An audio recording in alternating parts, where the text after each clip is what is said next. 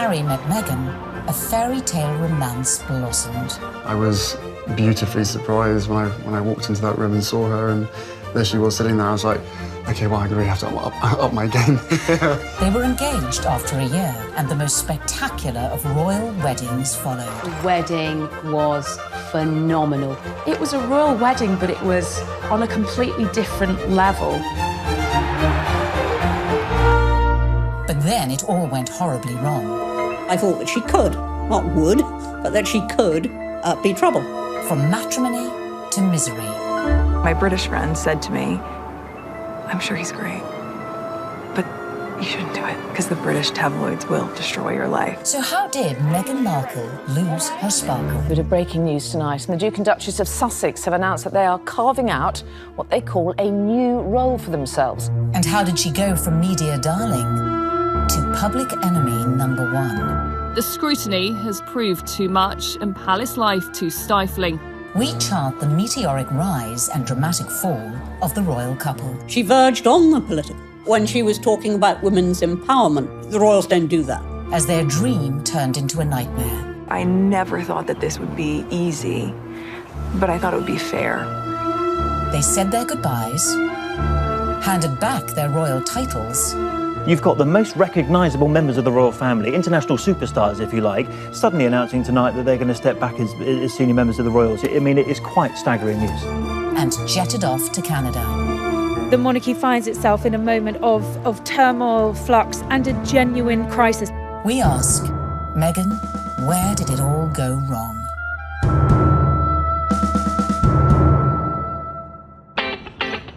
In her dating years, Meghan was said to be an avid reader of 90s book, The Rules, a self-help dating guide read by millions worldwide. But The Rules ain't got nothing on the Meghan Markle handbook. Beginning, of course, with step 1, be born into showbiz. To bag your Prince Charming, it always helps to start off in life with celebrity connections. And with Mum Doria and Dad Tom working in the entertainment industry, Meghan was all set. Meghan has a true showbiz upbringing. Her parents actually met on the set of General Hospital. Her dad was working on the lighting, her mom was temping there.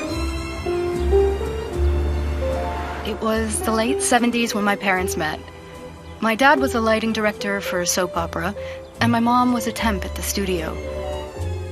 I like to think he was drawn to her sweet eyes and her afro, plus their shared love of antiques. Whatever it was, they married and had me. They moved into a house in the Valley in LA, to a neighborhood that was leafy and affordable. Nice, huh? You like these ponytails? Unsurprisingly, young Meghan soon caught the acting bug and would often visit her dad on the set of long-running TV sitcom Married with Children. Meghan had very much a showbiz upbringing. She would have been on set occasionally. She would have met famous actors and actresses probably from a young age, and understood that they were just people, and understood that there is a work that goes on behind the camera, because that's what her dad did. So she would have seen the reality of what it means to be famous from a very early age. Married with Children was, at the time, considered so risque, it was even boycotted by some viewers. So I grew up on the set of Married with Children every day after school for 10 years. I was there. Wow. I know. It's a very perverse place for a little girl who went to Catholic school, no less, to grow up. There were a lot of times my dad would say, Meg, why don't you go and help with the craft services room over there? This is just a little off color for your eyes. I wasn't allowed to watch it at home. I could watch the end credits, so I could give the screen a kiss when I saw my dad's name go by. I mean, they seemed very close as father-daughter, and I mean, she was a striking child. She was beautiful, and everyone would comment on how cute she was. But beyond that and more important than that was the fact she was just a very nice little girl and very respectful and just really a sweet kid to be around. I think one of the things that Meghan possesses, which is so ideal for her current role, is a comfortableness, a level of ease in front of a camera. And part of that would have been because she was raised to see the other side of a camera. Like her future hubby, Meghan's parents divorced when she was little, and from age 6, she lived with her mother.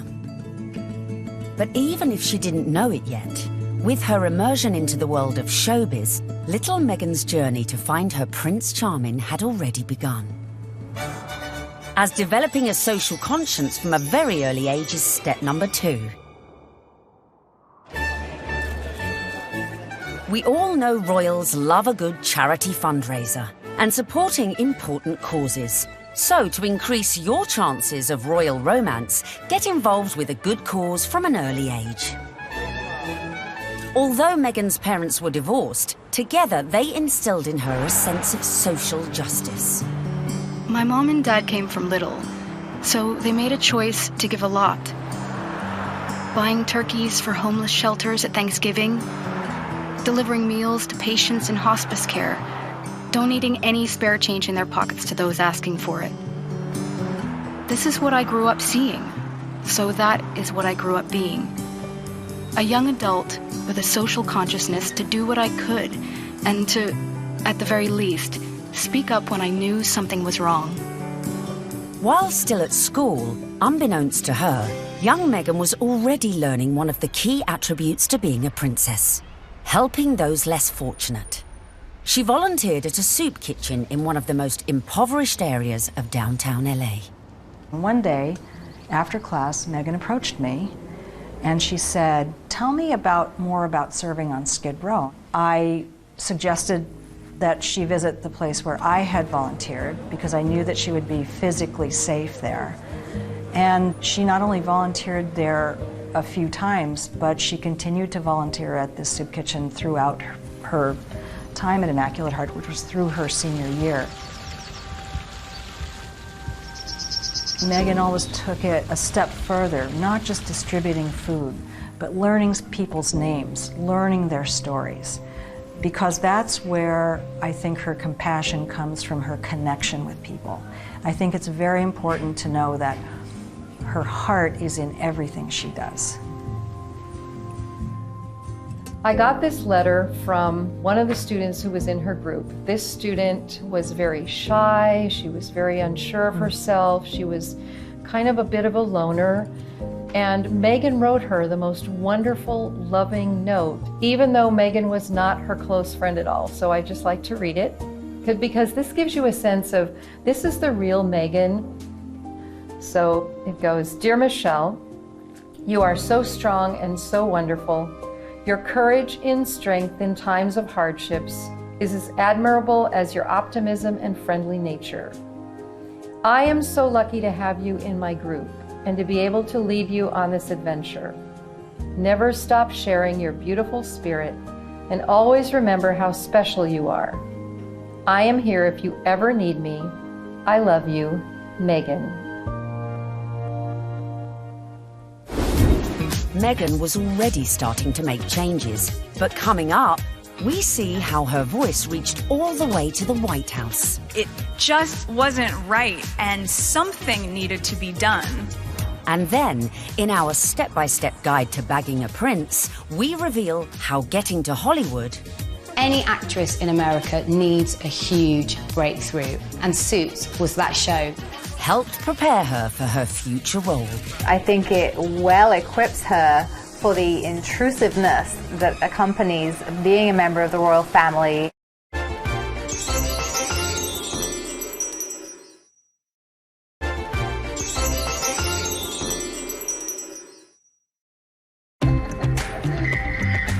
While still at school, Meghan had developed a strong social conscience. And as she grew, so too did her passion for change.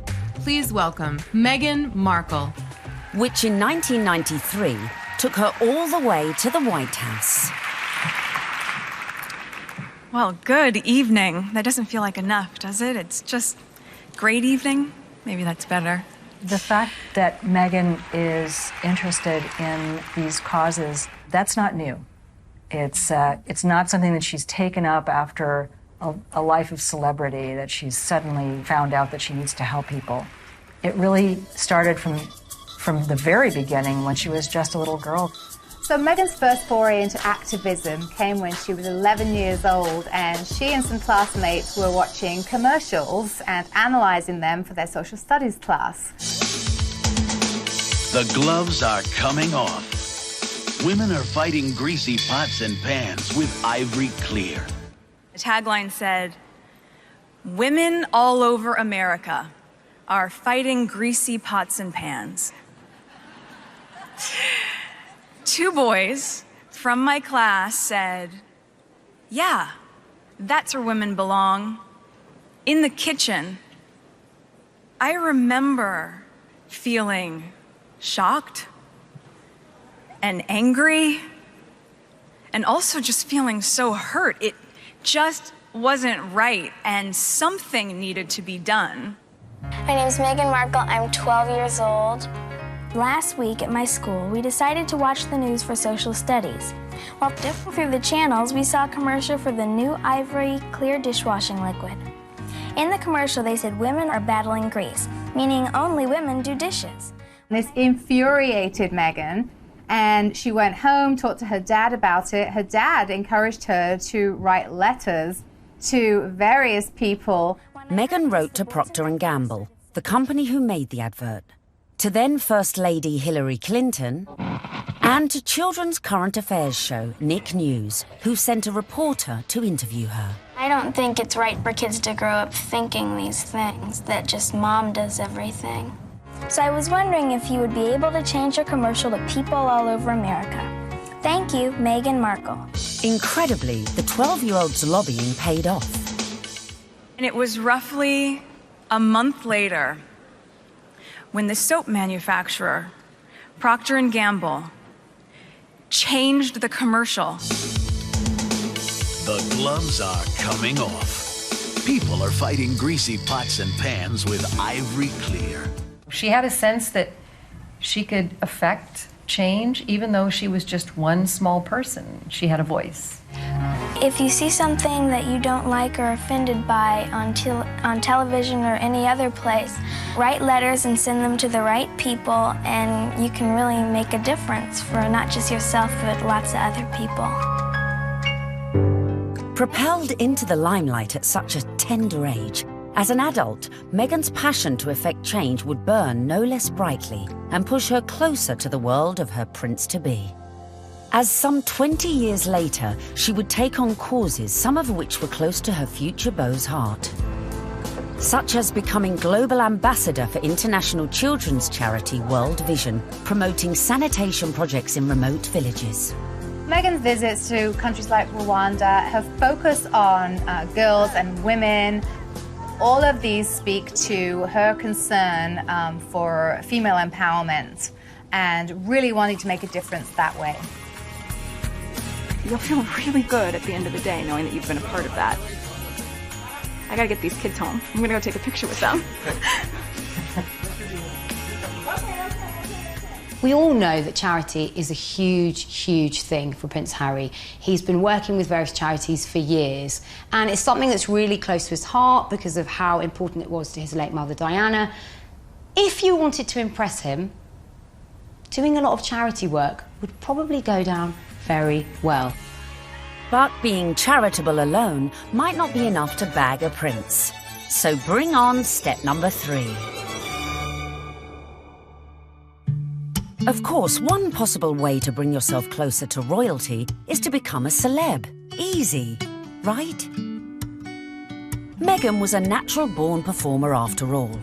Long before I taught Meghan, I saw her in the school plays. And she was one of those girls, when she was on stage, you were drawn to watch her because she just had this charisma and this charm, and she was really good. We have a musical and a play every year, and she was certainly one of the many shining lights that we have here at Immaculate Heart. After leaving high school, Meghan's dramatic flair led her to enroll at the prestigious Northwestern University, where she studied theatre and international relations. International relations and basically showbiz. It is a perfect combination for someone who's going to be in the royal family. There's a lot of showbiz involved in the royal family, and you know, no one talks about it, but it is like being an actress. You have to be so excited to meet people, some of whom may even say something that's a bit insensitive or rude, and you have to still make small talk and still smile all the time. You get your picture taken. Meghan's preparation really couldn't have been better for this role. Prior to attending university, she auditioned for roles in music videos for artists such as Shakira. After the aftermath of the audition. This is the aftermath of the audition, and it went pretty well. We just had to dance crazily, and so I did, and it was tiring. We just all danced like wild women, and I was shaking my hair around, and so that's that. While at university, Meghan showed promise on stage, starring in a number of student movies. Back home in LA one Christmas, a friend introduced her to a manager who'd watched one of her films. He offered to find her work in return for 10% of her earnings. But as she would soon discover, the path to success was not an easy one. A young actor, actress trying to break into the business, it is not easy. My parents had been so supportive, watching me audition, trying to make ends meet, taking all the odds and ends jobs to pay my bills. I was doing calligraphy, and I was a hostess at a restaurant, and all those things that actors do. There's so many people out here who want to get into the entertainment industry. It's difficult. I had a beat-up Ford Explorer Sport that rattled like a steamboat engine in the morning. It was burning out. I had started to give up. It was tired and running on empty, going from audition to audition, just as I was. I mean, you really have to be very self-promoting, and you have to be willing to, you know, knock on doors and be very motivated and have good self-esteem, because you could get eaten alive out here. But Meghan remained determined to make it in Hollywood, despite the challenges along the way. I would drive to auditions and park at the back of the parking lot, far from the eyes of anyone who could see me unlocking the trunk and crawling into my car through its only feasible entry point. I would play it off, obviously, as though I was looking for something, reaching so deep for something that my car almost sucked me in to get it. Much like my experience in Hollywood, to be honest. Struggling, climbing hurdles, searching for something that I couldn't even see, and just reaching for it. By now, in her mid-20s, all Meghan had to show for her efforts were bit parts in TV soap operas, dramas, and the occasional movie. Fame was a distant dream. In 2006, she landed a job as a suitcase girl on the US version of quiz show Deal or No Deal, filming up to 7 shows a day. Meghan, open the case.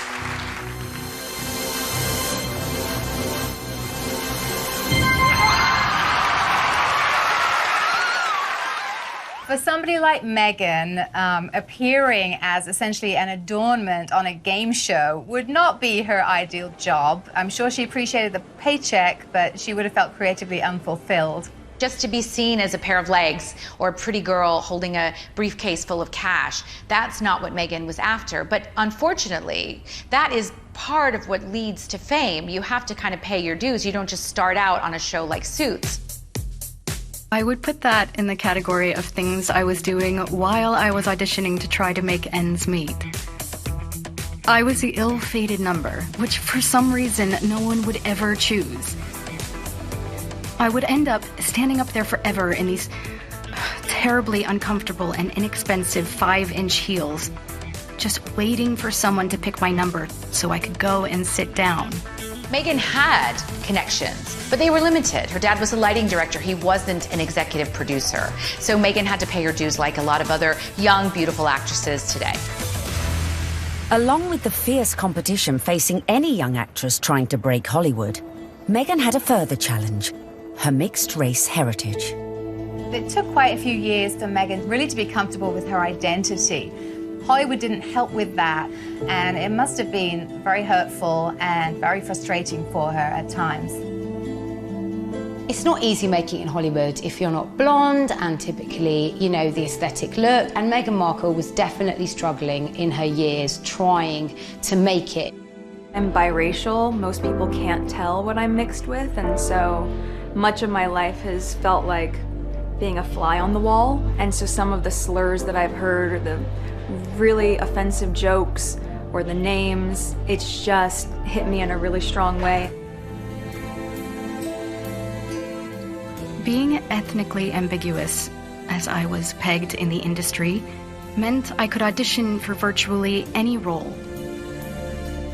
I wasn't black enough for the black roles, and I wasn't white enough for the white ones, leaving me somewhere in the middle as the ethnic chameleon who couldn't book a job. But Meghan's big break was closer than she thought. At one audition, a casting director advised Meghan to go for a more natural look. This would change her outlook forever. She stopped me in mid-scene and said so simply, "You need to know that you're enough." She saw all that self-doubt beaming through the self-tanner and excessive blush. You need to know that you're enough. Less makeup, more Meghan. And that moment for me was a wake-up call. Meghan had started dating film and TV producer Trevor Engelson in the early noughties, and in 2011, after 7 years together, they got married.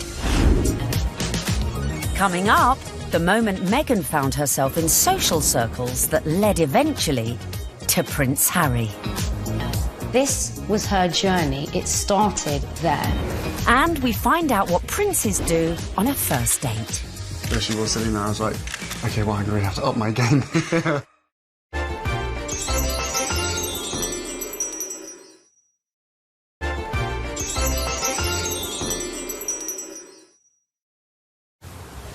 Bagging a major TV role isn't easy. But luckily for Meghan, her breakthrough was just around the corner.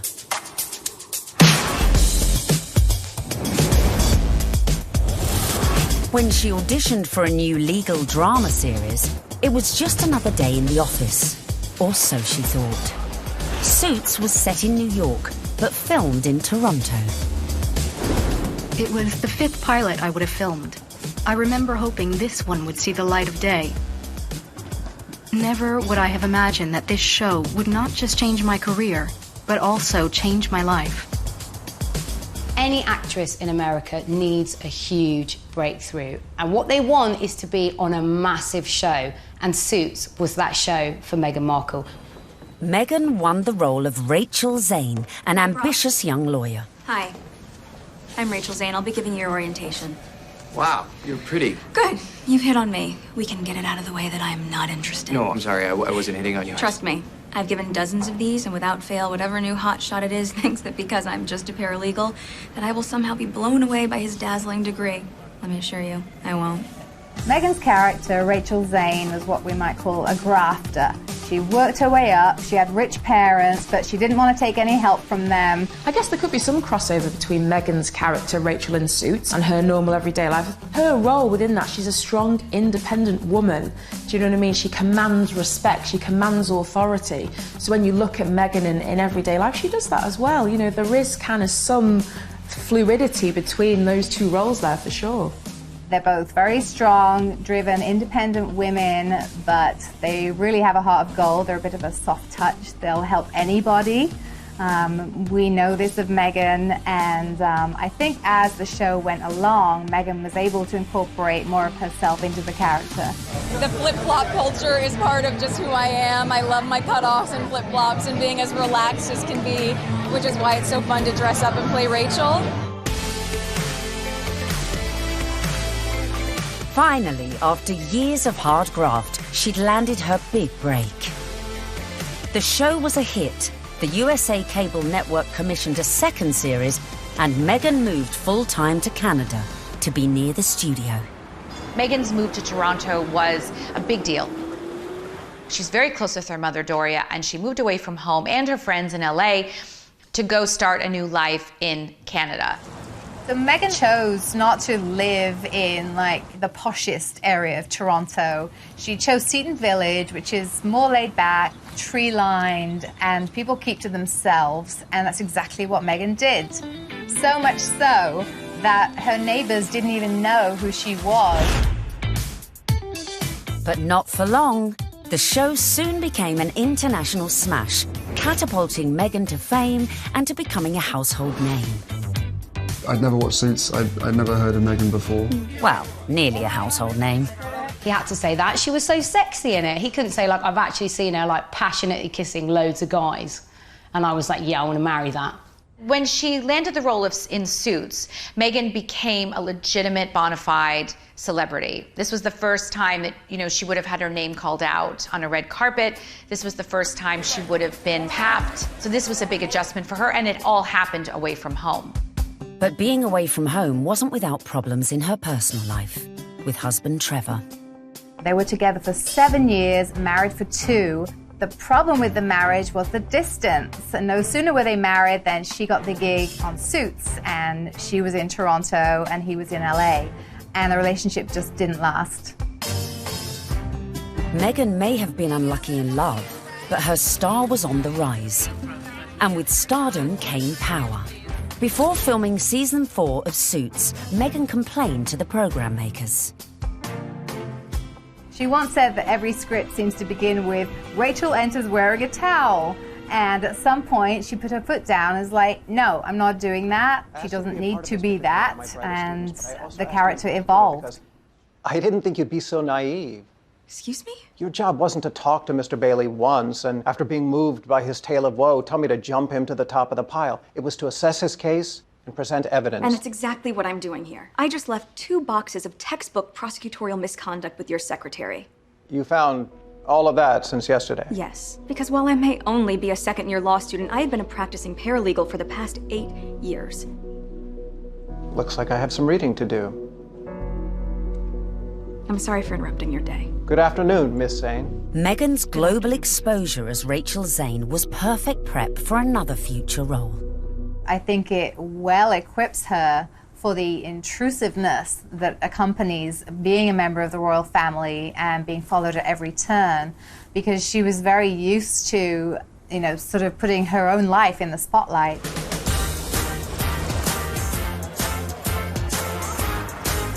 So, having been working hard on Suits and needing a well-earned break, Meghan decided to have a summer holiday in London.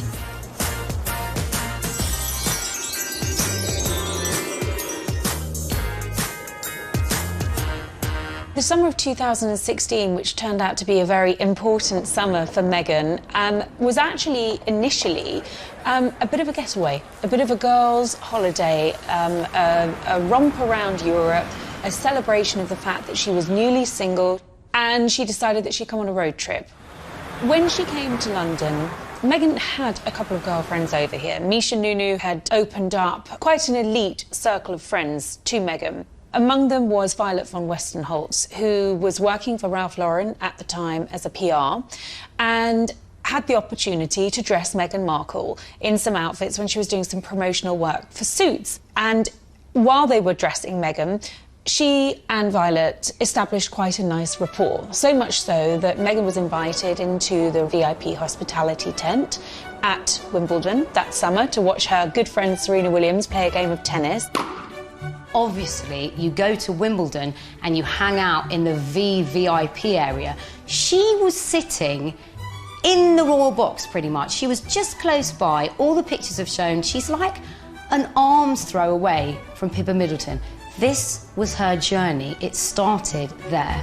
During this time, Violet is rumoured to have suggested Meghan might like her friend Harry. That's Prince Harry to you, who also just happened to be single.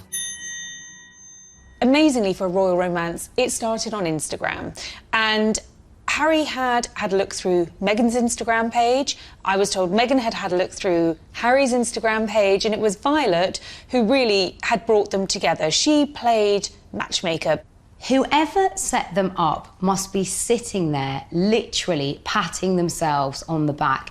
Can you imagine being the person that introduced them? Because it's like the best PR move ever. I didn't know much about him, and so the only thing that I had asked her when she said she wanted to set us up was, I had one question. I said, well, is he nice? Now, their first date is believed to be at Soho House in London. Meghan had strong ties to Soho House. She was a regular at the Toronto outpost and very good friends with Marcus Anderson, who is one of the directors of Soho House. Marcus Anderson cleared rooms and corridors so that they could meet completely in private without the risk of being spotted or photographed. I was beautifully surprised when I walked into that room and saw her, and there she was sitting there. I was like, okay, well, I really have to up my game. I'm going to sit down and and make sure I've got a good chat. They got to know each other over a bottle of rosé. They clicked, I was told, immediately over their joint passion for charity work, their love of philanthropic work, and there was an immediate spark. We met twice, back-to-back, 2 dates in London last July. Yes. Then it was, I think, about 3, maybe 4 weeks later that I managed to persuade her to come and join me in Botswana. What happened next was the stuff of fairy tales as the couple embarked on a whirlwind romance. Harry and Meghan, they were both astonished at how quickly their relationship developed and how deeply they felt for one another almost from the get-go. I think perhaps a sign that things had gotten off to a good start and were actually really accelerating rather quickly in terms of a royal romance was when Meghan started referring to Harry as Has to her friends, and he was affectionately calling her Meg to his. Though originally worlds apart, they had much in common after all, both with divorced parents, both famous, and sharing an interest in the developing world. It was one of the first things we started talking about when we met, was just the different things that we wanted to do in the world and how passionate we were about seeing change. I think that's what got date 2 in the books, probably. Plenty to talk about. And date 2 quickly led to their first trip away together, a mere month later, on safari in Botswana, a country close to Harry's heart after first visiting following his mother's death 19 years earlier. We camped out with each other under the stars. She came and joined me for 5 days out there, which was absolutely fantastic. So then we were really by ourselves, which was crucial to me to make sure that we had a chance to get to know each other.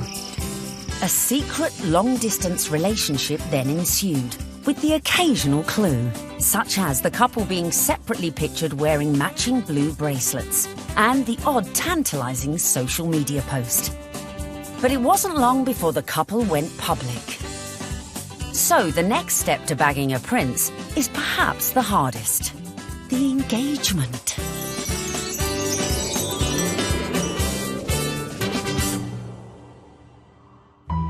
So, Has and Meg were love's young dream.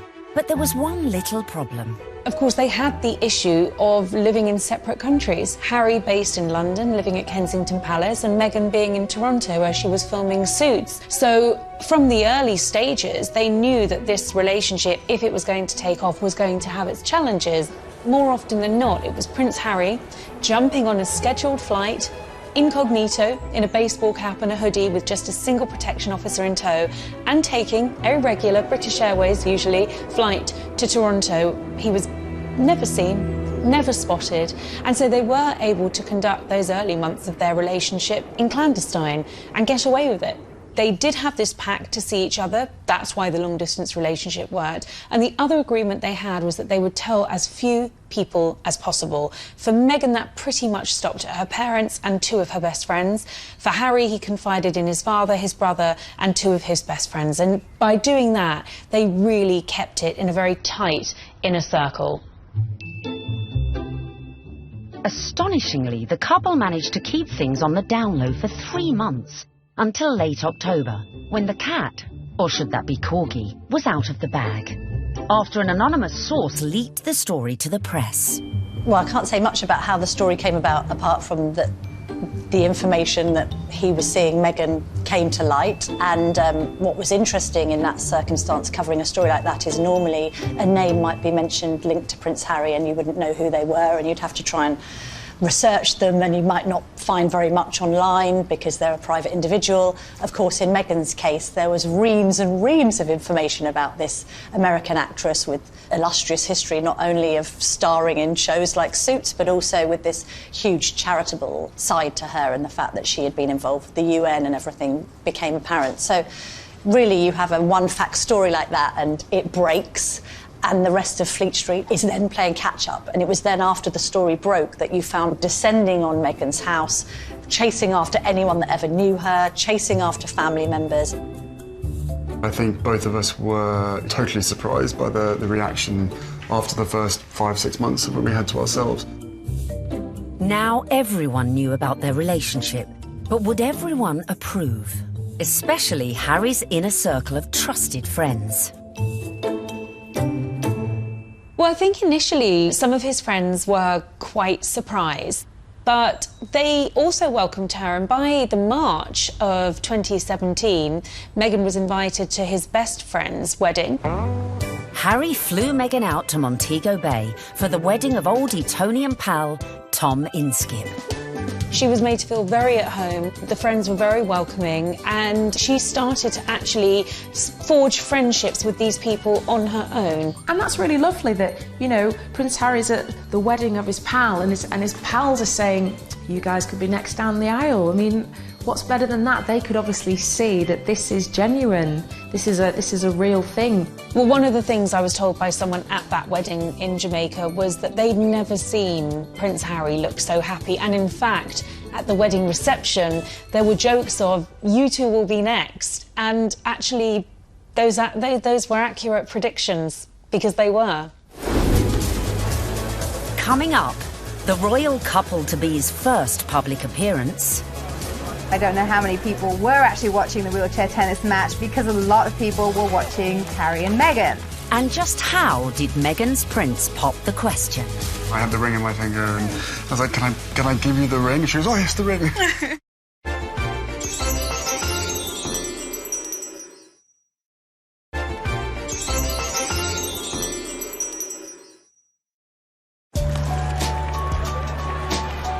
In September 2017, Meghan and Harry made their first public appearance together at the 3rd Invictus Games in Toronto. Has and Meg's speculation was at fever pitch. It was the public outing that every dedicated royal watcher has been waiting for. Just 24 hours later, the couple abandoned any effort to keep their feelings for each other private. The setting for this first public date was extraordinary, with no attempts to hide away as they watched the wheelchair tennis at the Invictus Games. It was open to the public. Anybody could go and watch the wheelchair tennis match. Although it has to be said, I don't know how many people were actually watching the wheelchair tennis match, because a lot of people were watching Harry and Meghan. They were very touchy-feely, they were laughing together, staring into each other's eyes, whispering sweet nothings into each other's ears. It was everything that their adoring fans had wanted. I remember when I first heard that Harry and Meghan going out, it kind of almost came from nowhere. Do you know what I mean? That the whole process was very, very quick, it seemed, in comparison to kind of conventional relationships. But, I mean, come on, this isn't, you know, a normal relationship by anyone's standards. It's, you know, a prince, you know, and a Hollywood actress. Harry and Meghan were now well and truly in the public spotlight. But after 16 months of dating, Meghan got her private moment. While staying with Harry at Nottingham Cottage, his 2-bedroomed home set within the Kensington Palace estate, Hazza popped the question, and Meghan said yes. This afternoon, Prince Harry and Meghan Markle stepped hand in hand into the sunken garden at Kensington Palace. Step number 5 was done. The ring was on it. This was the news the world had been waiting for. Meghan mania ensued, only fueled by a picture-perfect photo call on the 27th of November 2017. Harry, when did you know she was the one? The very first time we met. What struck me most on the engagement day was how calm, considered, sophisticated Meghan was. I'm so happy. Unlike other royal fiancés before her, Meghan had her Hollywood training to give her all the poise she needed and was quite at home in front of the cameras. You guys, thank you so much. I was reminded of the days when Prince Charles and Princess Diana came out on their engagement day and how awkward and inarticulate it all was. And I suppose in love. Of course. Whatever in love means. It didn't have the right feel to it. And even when Catherine and William became engaged, Catherine seemed very, very nervous. No, it's very important to me, and I hope we'll be able to have a happy family ourselves. Straight here, please. Not so Meghan. She was the one who seemed the least nervous of the lot. I think it's absolutely clear from their closeness, from their body chemistry, from the energy between them, that these two knew absolutely what it meant to be in love, and they were truly, madly, deeply in love. This engagement had the world's press queuing up to get the perfect front-page shot of their real-life American princess. And it came right at the end. The real picture is the one where they think they're out of view and they put their arms round each other's waist. Very unroyal and very lovely. And it would seem the look Meg chose for this all-important announcement came from one of our very own royal watchers. There's a really funny story about me wearing a particular coat, a particular pair of shoes, and a dress, and visiting Buckingham Palace, where I met Prince Harry and Prince William. About 3 weeks later, the biggest story of the year, Prince Harry announces that he's marrying Meghan Markle, and she happens to be wearing exactly the same outfit as me. So, one of two things happened. Either Prince Harry saw what I was wearing and thought, I definitely want my bride to look just as good as this girl, as if. Or Meghan Markle was somewhere on the grounds and really rated my outfit. Then came the pitch-perfect press call, where an uber-relaxed Meghan discussed the couple's courtship. The one thing that fascinates me about this is the fact that she is a product of Hollywood, product of television, product of entertainment. And therefore, there's a sort of ease in communication, and there is an inbuilt knowledge of what the media are trying to get at. It was definitely a setup. It was a blind date. This was a world with which Meghan had been familiar before she met Harry, and her ease was there for all to see. Because I'm from the States, you don't grow up with the same understanding of the royal family, and so while I now understand very clearly, there's a global interest there. She's different because she represents the global world we're in, the fascination we have in America, the fascination we have in celebrity, diversity, and she's a very strong woman. Just an amazing surprise. It was so sweet and natural and very romantic.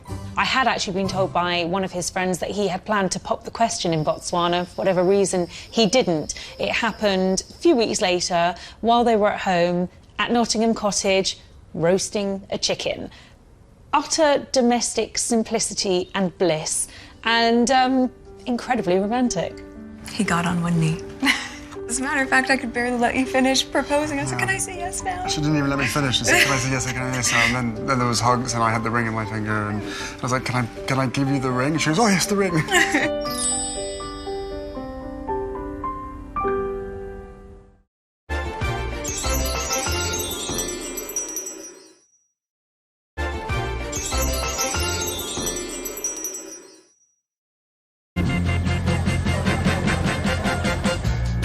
Meghan and Harry were united in their passion for change. And in the months following their engagement, Meghan had thrown herself into charity, winning the hearts of the British public. It was clear from day one that she was like a duck to water. She is absolutely natural at this, very engaging, very warm, lots of eye contact. Harry was showing off his new fiancée far and wide, and she charmed everyone from all walks of life, including those who walked on four legs. She even wore a matching coat for the occasion. You can see the American effect of Meghan Markle in every single photo call and every single walkabout. When Meghan goes on walkies with Harry, she's hugging people. In Nottingham, the couple visited charities that were close to Harry's mother's heart. You could see the pride in Prince Harry. I mean, it was a joy to watch. While back in London, a visit to Brixton brought Meghan even closer to the community. Believe it or not, everyone is listening, and I'm in the same room as the royal couple right now. They actually shook my hand. I didn't expect that. I thought, you know, it would just be a distance. They were pretty cool.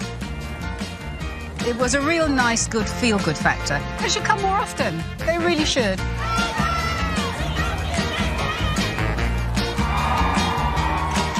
Slowly but surely, the British public was falling in love with our Meg. But would this be the case with the in-laws? The next step in Meghan's journey would be getting to know the firm.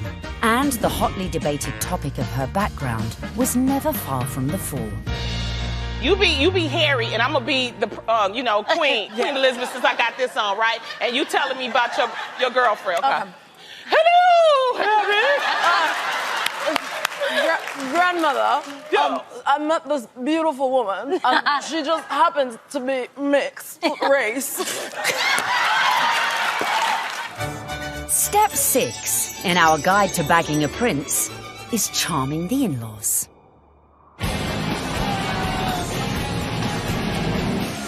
One of the things I found really amazing when I was charting this story was just how warmly welcomed Meghan had been into the royal fold right from the early stages. The early meetings with William and Kate and Charles and Camilla, they were very welcoming. And actually the speed at which Meghan was introduced to the Queen was very surprising. When I looked back at Harry's relationship with Chelsea, it was several years before Chelsea was introduced to the Queen. Cressida, who dated Harry for 2 years, was never introduced to the Queen, but with a matter of mere months of dating her, Harry had Meghan meet the Queen. She's an incredible woman. And the corgis took to you straight away. That's true. In fact, Queenie was so impressed that mere weeks after the couple's engagement, she took the unprecedented move of inviting Meghan to spend Christmas in Norfolk at Sandringham, giving Meg the opportunity for a serious charm offensive. It was a tremendous break with convention that the Queen invited Meghan, who was, after all, just a fiancée, to Sandringham, because normally it's just the wives and the husbands of members of the royal family who are allowed that. I was told that the Queen's feeling was this: she's preparing to give everything up for her grandson, her career, her identity, her nationality, her home in Toronto, everything to be with Harry. And the Queen's feeling was the very least we can do is to make her feel welcome at Christmas. It does show that the Queen is walking in step with the change of the guard at Buckingham Palace. This would have been a far different Christmas to the one Meghan spent in LA the previous year, with the historic 20,000-acre estate playing host to all sorts of little family quirks that would prove a challenge to any outsider. Well, Meghan would have had to get her head around quite a few royal family traditions. They open their presents on Christmas Eve. The presents that they exchange aren't what you'd really expect for members of the royal family. They tend to share really jokey presents with one another. In America, you know, things will come beautifully wrapped and be quite extravagant. And this is the other end of the sphere. You're admired if you find somebody's given you an unusual spoon to stir cakes in, or an unusual thing to keep your corgis in.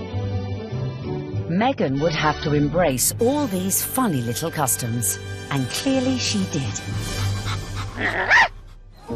After spending the night in her unfamiliar surroundings, the bride-in-training faced her public in that most royal of festive traditions: the post-service walkabout at St Mary Magdalene Church. Well, the Sandringham church photo is the timeline through history. You have a snapshot every year of those people closest to the throne. Now, often you're looking at a picture of a child who was barely able to walk perhaps a year ago, and suddenly they come out of the church. That image will change. In a few years' time, you'll have those couples and their children will be going to church. In a few more years' time, and you may not have the older generation. This year, of course, was Meghan's year. The presence of the royal fiancé drew crowds that were even bigger than usual. The world's media was also out in force, but it was a member of the public who would snap the photo that cemented just how much Meghan was in with the younger royal crowd. Unfortunately for all the photographers on the ground, they just didn't quite seem to get a clear shot, and in the end it came down to a member of the public, a lady called Karen Anvil. It was like a Mexican wave of cheers, so you knew they were coming. The photographers at the other end, and they just happened to look over. And I took one photo, that's the thing. I took one photo and it was, yeah, the right one. When we saw that shot, it was an absolute no-brainer that it was going to be our cover shot, because it was the only one that had captured that moment, the four of them together. And, you know, it symbolised quite a lot in terms of the royal family and where they're going in future. So, yeah, I mean, we were delighted to use it on the cover. And just like that, the Fab Four were born. Clearly, Meghan was well and truly fitting into the royal club. Just like the Queen, it seems the rest of the family were equally charmed by Harry's beau from across the pond. Another tick for Meghan.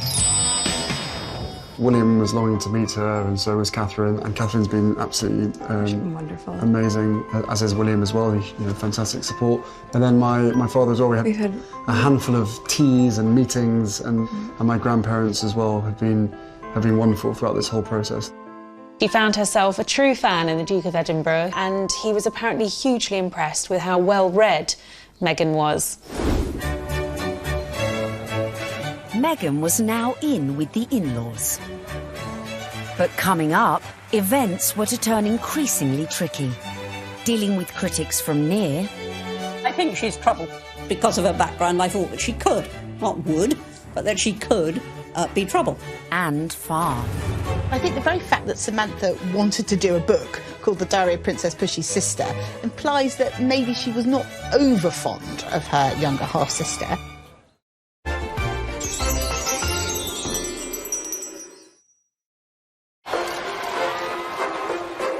Meghan was proving popular with the in-laws, the friends, and was now conquering the British public. But what to do when you find out not everyone likes you? I don't know about this Meghan Markle. Yeah, she's too confident and self-assured. Do you see what I mean? This water feature's shit, isn't it? Yeah.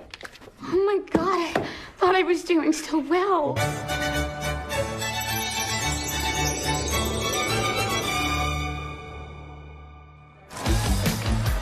When the news that Prince Harry was dating an American actress first came out, I think that the reaction amongst the British public especially was equal parts excited and disapproving, because she's not British. From the very moment Harry and Meghan's relationship had broken in 2016, much of the press inevitably had gone raking through Meghan's past. They made it sound as though she had grown up in like the slums of LA, like riddled with like gangsters and drugs.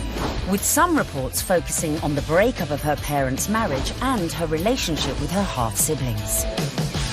Time is 7 minutes. Harry didn't help matters when he went on to guest edit BBC Radio 4's Today programme.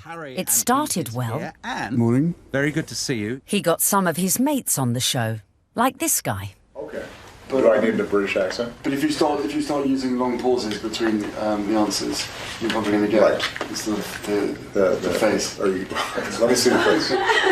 Oh, okay. But during the course of the programme, Harry answered one question about Meghan. It was your future wife's first Christmas with the in-laws. Mm-hmm. How was it?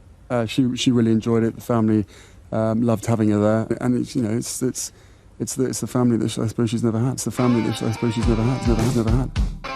But Harry's comments did not go down well with one member of his future wife's family. Meghan's half-sister Samantha was very cross with what Harry said on the Today programme about the family not being close or a normal family. Samantha tweeted that that was really not the case, and she defended their family as a normal family, a close family, a loving family, and didn't understand what Harry was talking about. And that wasn't the last we'd hear of Samantha, who went on to threaten publication of a tell-all book called Diary of Princess Pushy's Sister. I think the very fact that Samantha wanted to do a book called The Diary of Princess Pushy's Sister implies that maybe she was not over fond of her younger half-sister and maybe is a little conflicted about Meghan's success. There's no bigger media vulture with this wedding than you, is there, Miss Markle? I mean, how you have the gall to come on here and talk about media vultures? You're doing a book called The Diary of Princess Pushy's Sister. You've been trashing it for 2 years, you little vulture. I've made it clear in several interviews that you can't judge a book by its cover, and similarly, you can't judge a book by its title. Samantha also criticised Meghan's charity work. If you are interested in helping those less fortunate than yourself, it really should begin at home. Could all this bad publicity derail the wedding? And just how should Meghan respond to this particularly barbed attack? The temptation must have been huge for Meghan to have responded to the critics, who were, of course, her family members. She kept a dignified silence. I mean, you've got to feel for Meghan. What would you do if your family were being an absolute nightmare?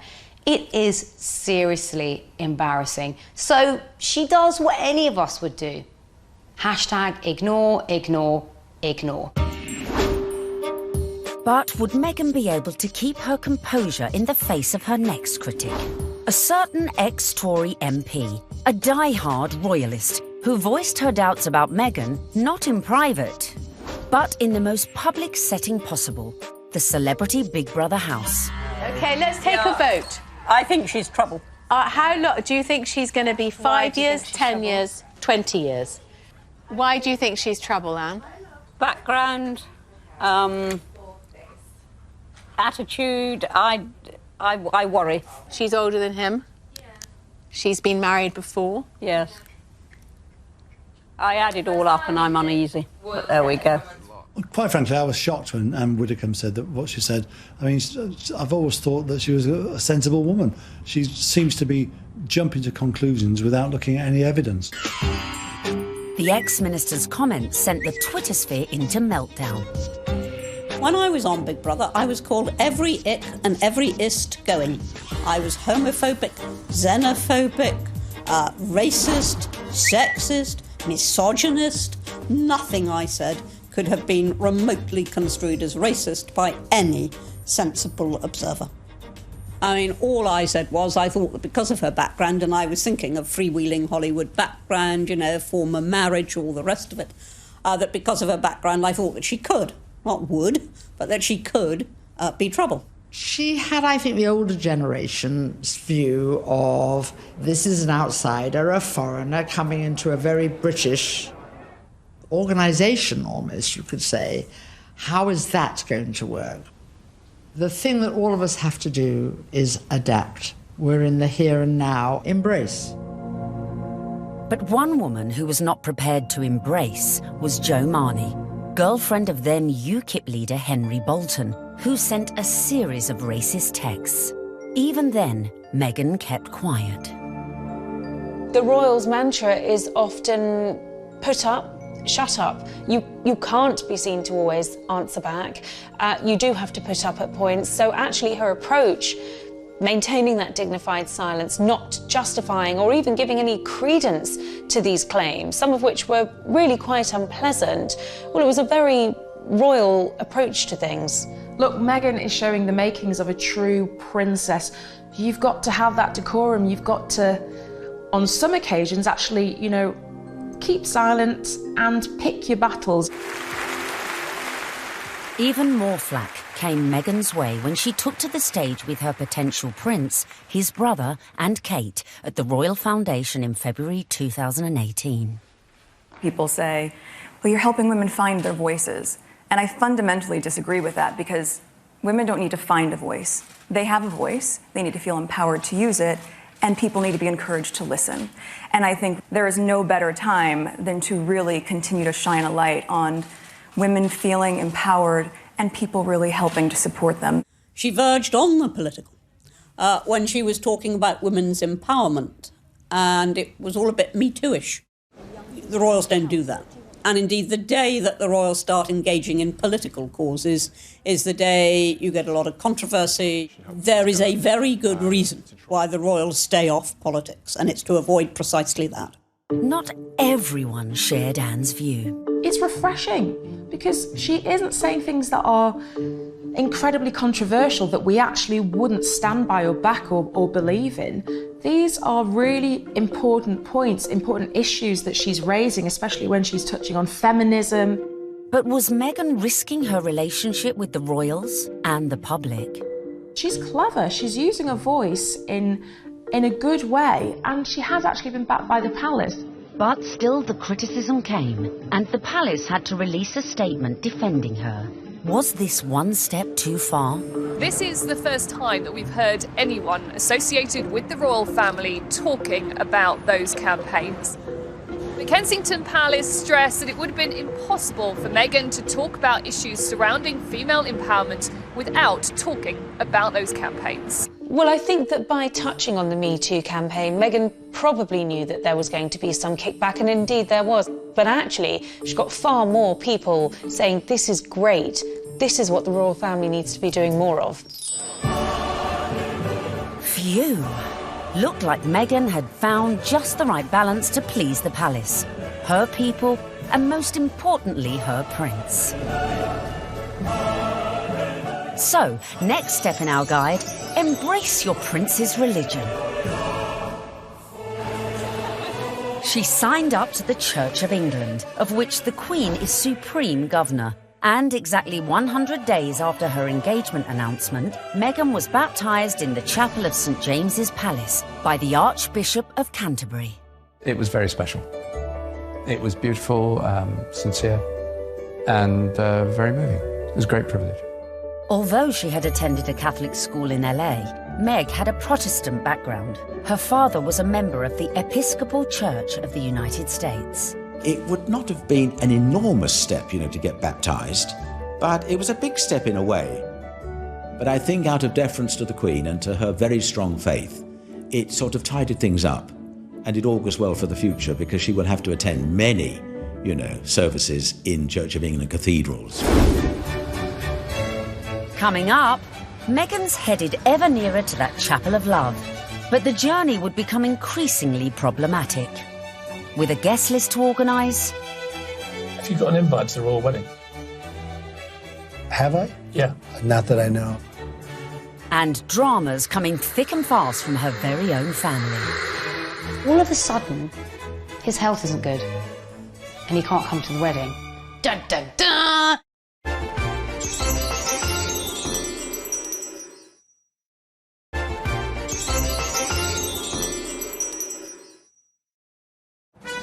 Welcome back, where we find Meghan almost at the final furlong of her romantic journey. But managing your wedding carefully was not to prove so easy for our Meg. First hurdle, the date. The wedding of Prince Harry to Meghan Markle. The date, the 19th of May 2018. Recent royal weddings had all been held on weekdays, but not this one.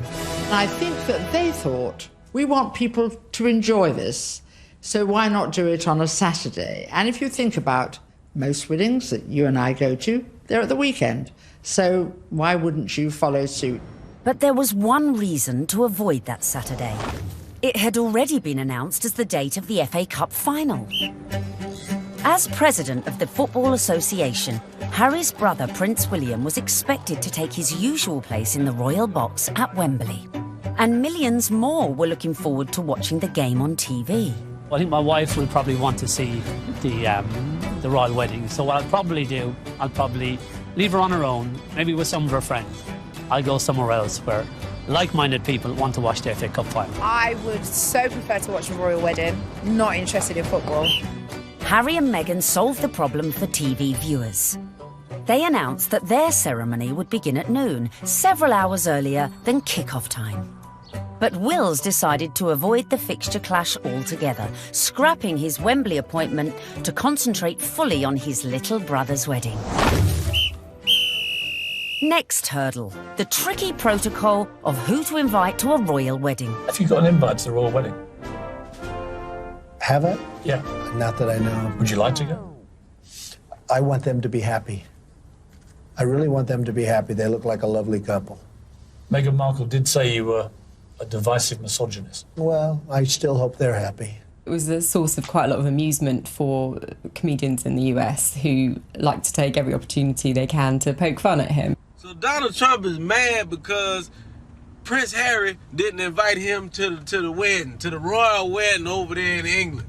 I don't even know why. I don't know why you mad. You shouldn't even be surprised, Donald. Don't nobody like you. The apparent decision to snub the US president may have been a source of jokes for comedians. But according to some sections of the media, it was also a potential embarrassment for the Queen. Could this dash all Meghan's good work? Especially in light of reports that the couple had invited Trump's predecessor, Barack Obama, a friend to them both. But as Harry and Meghan's wedding was a non-state event, that meant the couple could pretty much invite whoever they wanted. This is not a state occasion, this wedding. He can invite his friends and Meghan's friends. He doesn't have to invite Trump. It's as simple as that. So the date was set, the invites were out, the corgis were brushed, and all was looking rosy for the big day, and for Meghan to finally become Mrs. Prince Harry. Until... That week lead up to the wedding was like watching an episode of EastEnders. It was an extraordinary week, completely overshadowed by the debacle over Mr. Markle. We were told that Thomas Markle would be walking his daughter down the aisle. In fact, a story that broke the weekend before in the Mail on Sunday undid all of that. Thomas Markle was revealed to have been staging fake pictures for the press to bolster his image pre-wedding for the reported sum of $100,000. First of all, the pictures are leaked. Her dad is posing for pictures with paparazzi. Such was the embarrassment Mr. Markle felt he'd caused to his daughter that at the 11th hour he pulled out of the wedding. It got so confusing. It was like, is he going to be coming to the wedding? Isn't he? Meghan, I was told, was utterly heartbroken. She said that she forgave him for the photographs and she wanted him there to walk her down the aisle on the big day, and he agreed that he would do it. Until... all of a sudden, his health isn't good and he can't come to the wedding. Dun, dun, dun! Thomas Markle said he felt that the heart attack had probably been brought about by his son writing an open letter in one of the tabloids, basically telling Harry that it wasn't too late to get out of this wedding and that his sister was nothing but trouble. The whole of the country was talking about this. What is going to happen? And then finally, we had a statement. It was a roller coaster of emotions, in fact prompted Meghan to issue her very first solo public statement, and very tellingly that statement began with the word sadly. Must have been really difficult because in the end, you know, it was announced that her father wasn't be coming. Added to that, parts of the family just descended en masse without an invitation. Former sister-in-law Tracy Dooley, that's ex-wife of the half-brother who just trashed Meghan in a letter, jetted into Heathrow with sons Tyler and Thomas, plus a shed-load of baggage, in every sense. There's more likelihood that I would have got an invite. They turn up, got all the suitcases, you see them having their pictures taken in the airport, you're thinking, what is going on here? Because apparently they either think they're going to get a last-minute, you know, somebody cancelled, you can come to the wedding now, or they're just going to make money off the British media and do loads of interviews. It's all about the...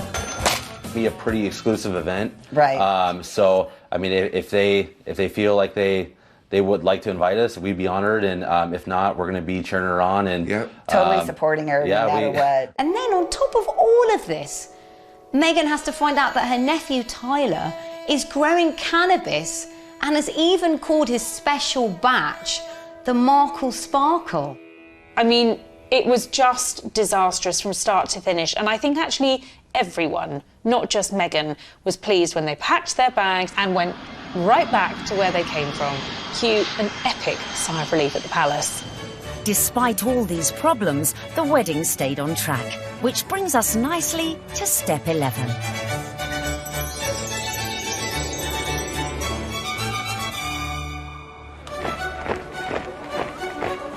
Finally, on the 19th of May 2018, less than 2 years after Harry and Meghan's very first date in Soho House, the day we'd all been waiting for. The world tuned in for the fairy tale wedding of the century. Let's face it, if you're marrying a prince, you may as well pull out all the stops. Meghan and Harry really did have the ultimate fairy tale wedding. You know, they didn't choose St. Paul's Cathedral, where, of course, we saw Charles and Diana wed. They didn't choose Westminster Abbey, like William and Kate. They chose Windsor, which is a lot smaller and feels a lot more private. I was there at the wedding on the day, and Windsor felt like literally a fairy tale come to life. Everything was magical. And as the 600 guests drifted in, it was a veritable who's who of the world's A-listers, from music, film, and sport. I think this was the very first really modern royal wedding that we've ever seen, and it was a true marriage of Hollywood royalty with British royalty. Oprah Winfrey, Idris Elba, George Clooney and Amal, and the cast of Suits. You had Hollywood stars mingling with British aristocracy. It was extraordinary to see.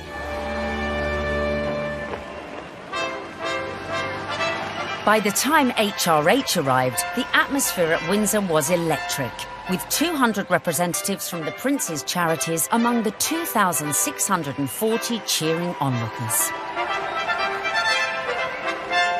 Meghan's bridesmaids and page boys included Princess Charlotte and Prince George, plus the children of some of her closest friends. Sporting the uniform of the Blues and Royals, the regiment Harry served in the army, the groom arrived with a familiar-looking best man.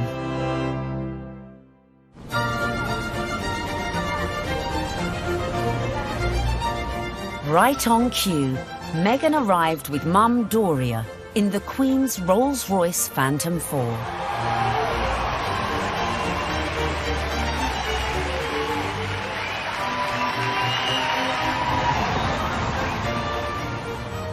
The wedding was phenomenal. The wedding was amazing. I mean, we all wanted to see what she was wearing. And we weren't disappointed when Meghan stepped out in a Givenchy dress with a veil featuring flora and fauna from 53 Commonwealth countries. Topped off with her something borrowed from the Queen, Queen Mary's diamond bandeau tiara.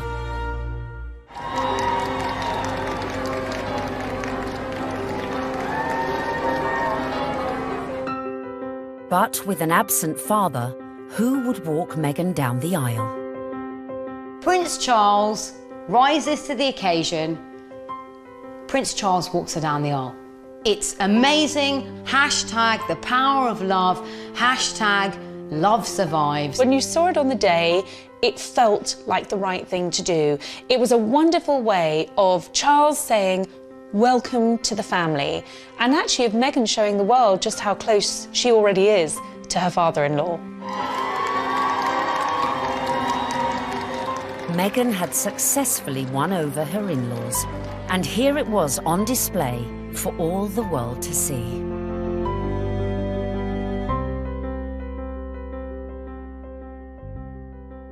It was lovely. It was really lovely. It felt positive, and yeah, you couldn't help but smile watching it. When the night has come.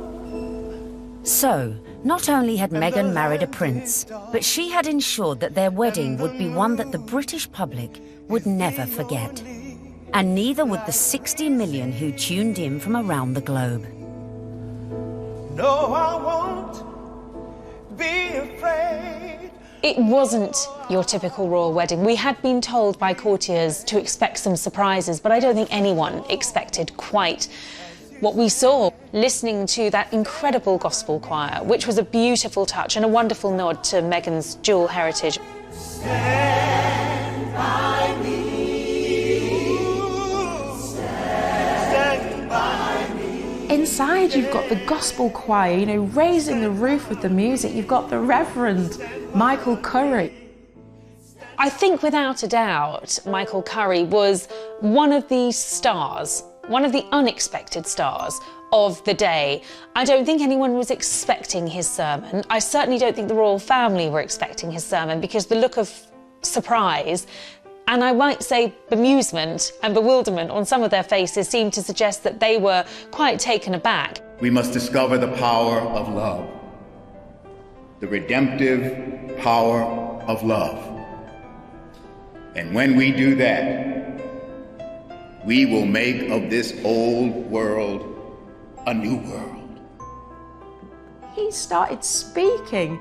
He just had everybody on the edge of their seats, whether you were there or you were watching it on the television. The room felt alive. I don't think St George's Chapel has ever heard such an effusive address, or heard Martin Luther King quoted in that way. There's power in love. Don't underestimate it. Don't even over-sentimentalize it. There's power in love. You know, there is power in love, and if we hadn't heard it once, it was drilled into us, so we knew that by the end of his sermon. Well, there's power in love. Her family weren't there. It was just her mother. But her story, her African-American heritage, that was all beautifully reflected in the ceremony and in the day itself. All these things that are really very Meghan just made you realise how much more the world is coming together. It was poignant, powerful stuff. Meghan, I give you this ring. Meghan, I give you this ring. As a sign of our marriage. As a sign of our marriage. By the joining of hands and by the giving and receiving of rings. I therefore proclaim that they are husband and wife. She'd done it. She'd got the ring and she'd married her prince. Watching that wedding, you know, even if you're not a royalist and you're not a romantic, you really couldn't help but be taken in by it, because there's two people that actually seemed like they were really in love, which on any level is just so nice to see.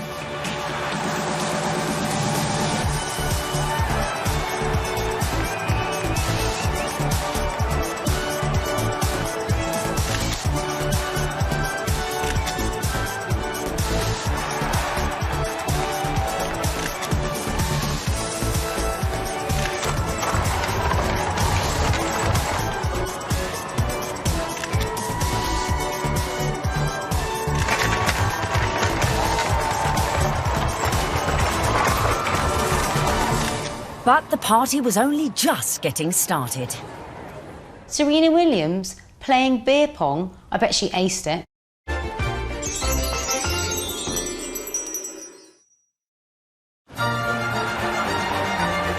Meghan had gone from actress to duchess.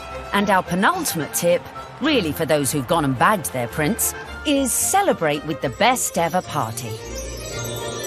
Immediately after the wedding, the couple had all 600 guests back to St George's Hall for a wedding breakfast, which was hosted by Her Majesty the Queen. But the real golden ticket to that event was the private evening party, which was hosted at Frogmore that evening by Prince Charles.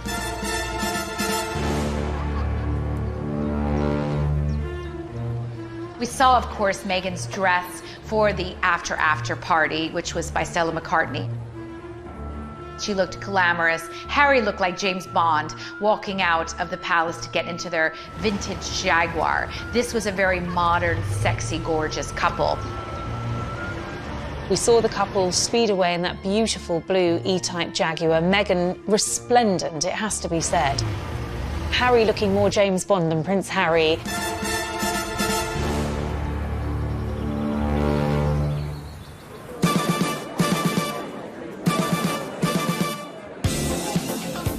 Anyone who was anyone was there, sipping on their When Harry Met Meghan ginger and rum cocktails. George and Amal, Serena Williams, James Corden and Idris Elba, who turned DJ for the night and span a few tunes. I was put forward to DJ. I really wanted to DJ. I would have done the best wedding set in the world. It must have been incredible. Everyone's probably a bit more relaxed, you know, a bit more loose, getting on the cocktails, having a chill. Everyone just wanted to know the juicy details of this VVIP party. Were these huge Hollywood stars and celebrities doing the same kind of things we do when we've been drinking since about midday? Yes, they were.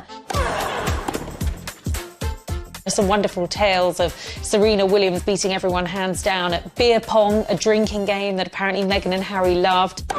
Serena Williams playing beer pong? I bet she aced it. Serena has since denied she played this game. Shame. But who knows, maybe when they throw their next party. George Clooney serving up cocktails and whisking Meghan and Kate around the dance floor. A dance-off instigated by James Corden between Princes William, Charles and Harry. Which we like to imagine looked like this. Wheels, come on. Well, it's my reception. Could bust a few. Yeah, there you go. Yeah, there you go. Okay. Yeah, come we on. like that, brother. Yeah, twerk it, Wheels. Just jam on. Twerk it, Wheels. There you go. No, yeah. Oh, no, Grandmom just saw that. Bollocks. All right. Having an absolute laugh. I mean, was the Queen there? What was she doing? Was she watching it? Was she getting involved? It just sounds like, you know, the doors have been closed, the curtains have been closed, and it's like, right, let's go for it. Let's have a laugh. Let's enjoy this. I think it was just a fantastic night where the couple were able to really do things their way, from serving dirty burgers at midnight out of posh burger stalls in the grounds of Frogmore to handing out monogrammed slippers so that their guests in those 6-inch Louboutins or whatever they were wearing could actually rest their weary feet come the end of the night. And if you want to ensure you throw the best party ever, be like Meghan and make sure your guests leave their phones at the door so you can let your hair down without any sneaky snappers. You don't want a repeat of the dramas of a previous royal wedding. 10 years earlier, the same venue had hosted the wedding reception of Harry's cousin, Peter Phillips, and his wife, Autumn Kelly, who provoked a scandal when, unbeknownst to most of the guests, they sold photos of the private bash to Hello magazine for £500,000. Generally, what happens in the private do's stays in the private do's. There are no cameras there, or none of our cameras are there. So what happened with Peter and Autumn's wedding is controversial and unusual. The junior royals host a wedding ceremony, which is where they're supposed to be the private situation, the most private the royals are ever in, inside their own home, for goodness sake.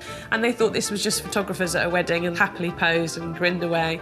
And then were quite amazed in a couple of weeks afterwards to see 59 pages of a Hello supplement dedicated entirely to things that they thought were private family shots. I think it went down like a lead balloon with many members of the royal family. Luckily, Harry and Meghan's wedding reception went off without a hitch, but with a bang. One of my favorite details about the whole thing is that Harry and Meghan snuck away at the after party. They went off to be together. And I think that speaks a lot about this couple. They are, above everything else, madly, genuinely in love with each other. Which leads us beautifully into the final step of our Bag of Prince guide. Live happily ever after. What will we see next? I think we will see them both just dive into work. I think there's a feeling about the two of them that they don't want to hang around. They want to get involved with their charities. She seems to be a woman with a mission, and I don't think it'll be long before we hear exactly where she's going to focus her energy.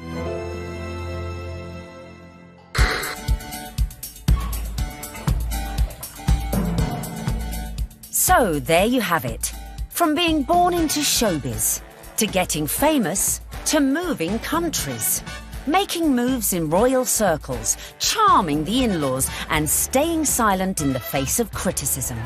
Meghan Markle might not have set out to bag a prince, but follow her lead and maybe you could do it too. It was the ultimate American dream because hers was a bit of a rags to riches story, and her journey from the leafy suburbs of LA to Toronto to Kensington Palace to St George's Chapel has been a monumental, epic and frankly incredible story. It's so good to meet you. She's a modern woman. This is how we all live, you know, from mixed race families, you know, interracial marriages, coming from different countries. That is what society is about now. The fact that she's unusual for the royal family, I think the fact that she comes from a different country, a different background, it's just a plus. She is very much a breath of fresh air. She's incredibly focused. She's incredibly driven. Women don't need to find a voice. They have a voice. They need to feel empowered to use it, and people need to be encouraged to listen. She's got the biggest platform, she's got huge ideas, and she is changing the game in a very cool way. And she makes Prince Harry happy, and so he now has that partner that he said he always wanted to share the load with. And in Meghan Markle, he found it. If this were a movie script, you would say that Meghan completes him.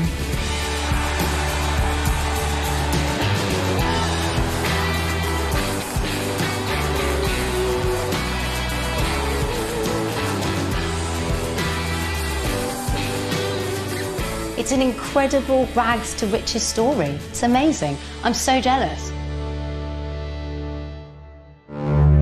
But no one's jealous now, because what started as a fairy tale soon became a nightmare. Firstly, the couple went to war with the press, incensed by criticism, like her flaunting her baby bump.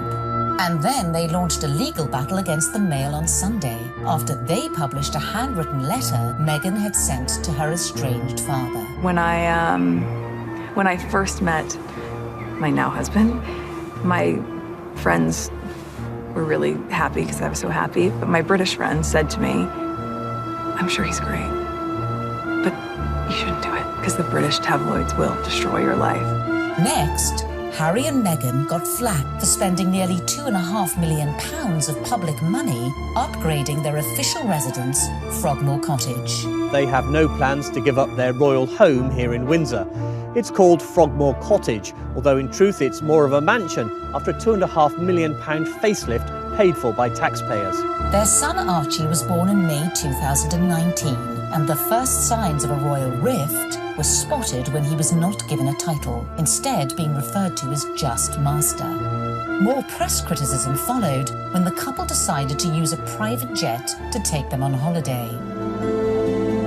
Finally, the bombshell. The couple stepped back from their royal duties, handing over their titles and jetting off to Canada, as Harry explained at this after-dinner speech. The decision that I have made for my wife and I to step back is not one I made lightly. It was so many months of talks after so many years of challenges. And I know I haven't always gotten it right, but as far as this goes, there really was no other option. You've got the most recognisable members of the royal family, international superstars if you like, suddenly announcing tonight that they're going to step back as senior members of the royals. I mean, it is quite staggering news. Harry and Meghan have gone from the wedding of the decade to leaving the UK and the royal family behind in just under 2 years, with Meghan making her very last public appearance here at the Commonwealth Day service. How could such a fairy tale descend into such misery and acrimony in such a short space of time? I never thought that this would be easy, but I thought it would be fair. Who could have imagined that what started so well could all go so horribly wrong?